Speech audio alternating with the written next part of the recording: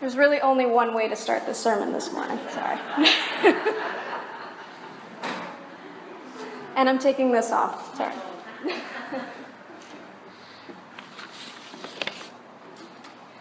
The Lion King film originally came out in 1994, and that year it was the highest grossing film of the year and earned 2 Oscars for the soundtrack in addition to the film, and it was the highest grossing animated film in history until 2010 when Toy Story 3 beat it out, and today it stands at number 3. Frozen is at the top.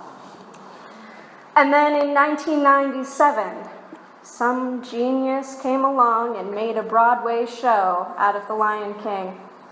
And it is still the highest grossing Broadway show of all time. And that first year it won 5 Tony Awards, including awards for direction, choreography, scenery, and of course, costume. It was amazing. And the show, like all good art, is magic because it really speaks to the human condition. There's something about it that just connects with us all. I hope that you've all seen it in some form at this point. But I thought that it would be worthwhile to preach about it because there is an important message there, and it is a deep message that speaks to our faith and who we are as people of faith. There are a lot of interesting details about the connections between our faith and this film. For one, did you know that Jesus is referred to both as a king and a lion? Lion King. And if you think about that opening scene of The Lion King, especially the movie, it has images that remind us of Jesus' birth. The animals all come, and it's like we're seeing the Magi come along with them to make offerings to this little baby. And it reminds us also of Jesus' baptism. There's a moment when the light shines in and strikes the baby on the forehead, and we think, surely God is looking down and blessing this lion or this baby child. The beginning of The Lion King is largely a story of father and son. King Mufasa, who in the movie was played by James Earl Jones, and his son Simba. And in the beginning, the father is trying to teach his son lessons of wisdom and leadership, and trying to equip him to someday be a leader himself and to live into his destiny. And Mufasa shows Simba the extent of his kingdom and says, well, there's that portion there, don't go there. And of course, Simba has to go there. And Simba goes there with his friend Nala, and they get into a lot of trouble, and they almost lose their lives. But his father, Mufasa, comes along and saves the children. And this leads to the first moment where there is the talk. Mufasa takes Simba to a little area in the plains and talks to him about what bravery really means and about how important it is to respect your own life and the lives of your friends. And then Simba says, yeah, but Dad, we're buds, and you'll always be here. And in a moment of foreshadowing, Mufasa says to his son, look at the stars. When you look at the stars, you will see, shining down, the great kings of the past. They look down from those stars, and they will always be there to guide you, and so will I. As parents, and as people who value our children, we know that it's important to help our children see that they too are the children of God, that their lives are important and precious and valuable, and it's our job to help shape these children's identity. Remind them that they are God's very precious gift to this world. And it's important that we model that we know that we too are the children of God, and that we live as such, honoring our own lives. Then there's the antagonist of the show. His name is Scar, even his name even his name. You know he's going to be a bad guy. He's going to cause all the conflict. And Scar represents the dark side. Scar is Mufasa's brother who didn't get to be king, and so he's resentful and he's jealous, and there's a little bit of Scar in each of us. If we're honest with ourselves, we're all prone from one time to another to get a little bit of jealous or envious or bitter. We're all prone to desire power and not necessarily keep our desires in check. In other words, we're all a little bit broken. And at times we turn away from God and turn away from others. So in some ways, Scar reminds us a little bit of the dark sides of ourselves. And it's Scar that sets up the main plot of the film. He convinces Simba to wait in a cavern, and then sends the hyena to cause a stampede into that cavern, and tells Mufasa that Simba is in the path of the stampede, and Mufasa comes to the rescue. But as he saves his son, Scar pushes him back into the stampede. And in one of the saddest moments of Disney history, Mufasa is killed in that stampede.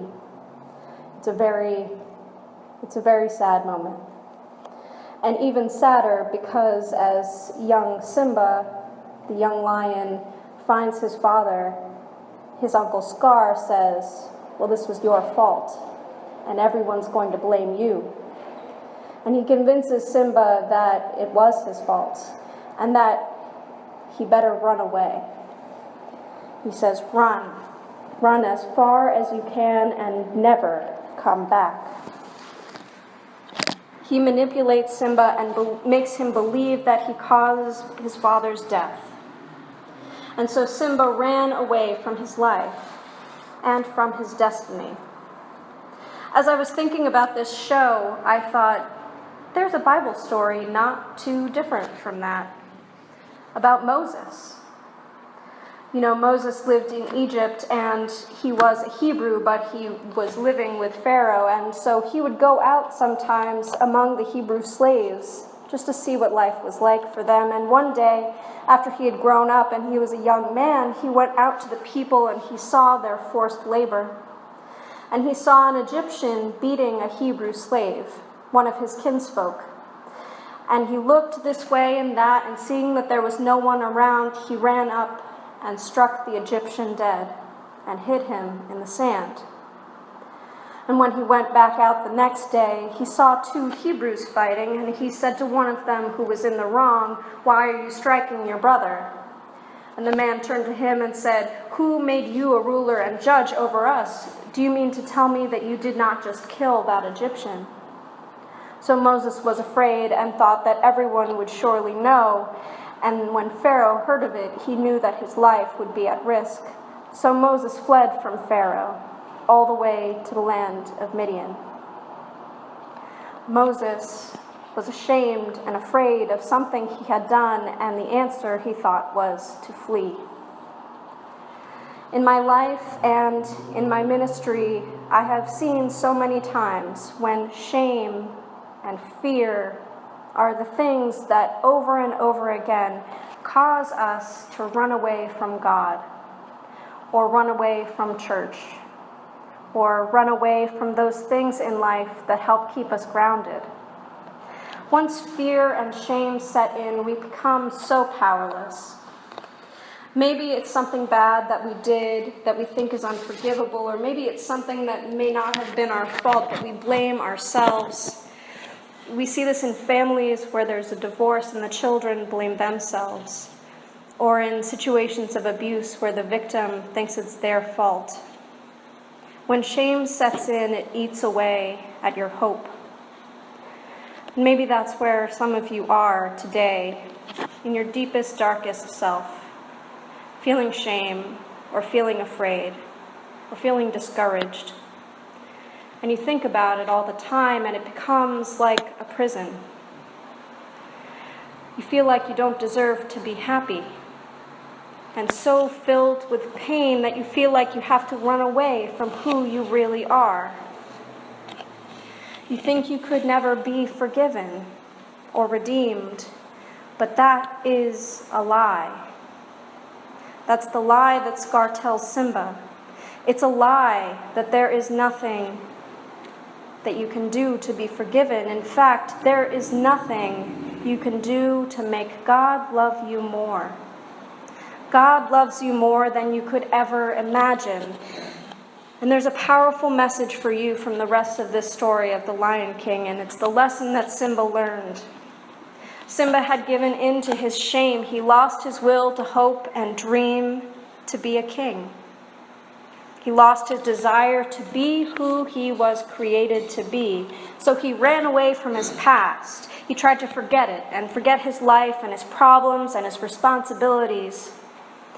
And he goes out into the wilderness, and Simba is adopted by two carefree critters, Timon and Pumbaa. And their life philosophy can be summed up in two words. What are they? Hakuna Matata. It means no worries for the rest of your days, right? It's your problem-free philosophy, Hakuna Matata. And Simba simply forgot about his past and about everything that had happened, or at least he tried to. But eventually, the emptiness became too much, and when he finally learns what life is like for his family back at home, how dark things have become, how desolate, he gets caught back up. His past catches back up with him, and now he has a choice to make. We sometimes are like Simba. We forget who we are. We may even reject who we are. We live in the moment and hope to forget all of the guilt, the shame, the fear, the regret. And sometimes in our forgetting, we even believe the lie that we can't be forgiven, that our lives are unredeemable. But the message today is, you are a child of the King. You are forgiven. You are redeemed. You can go home again.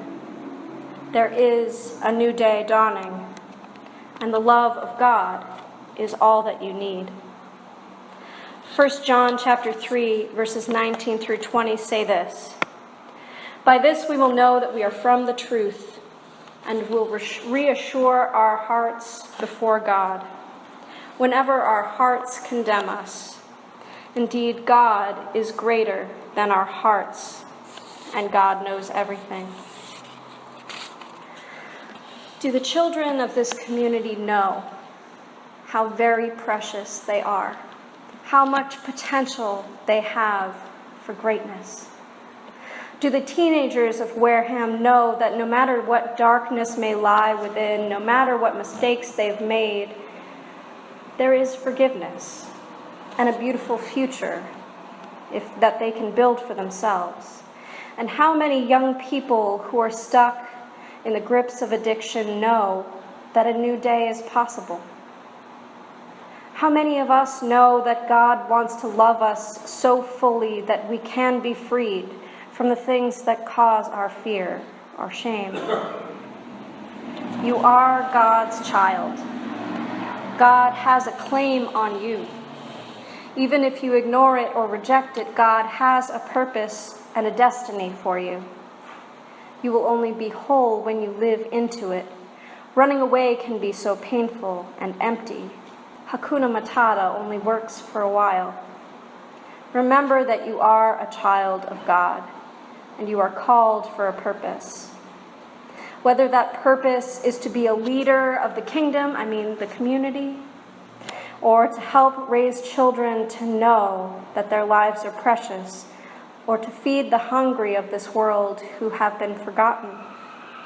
Remember who you are, and keep remembering every day.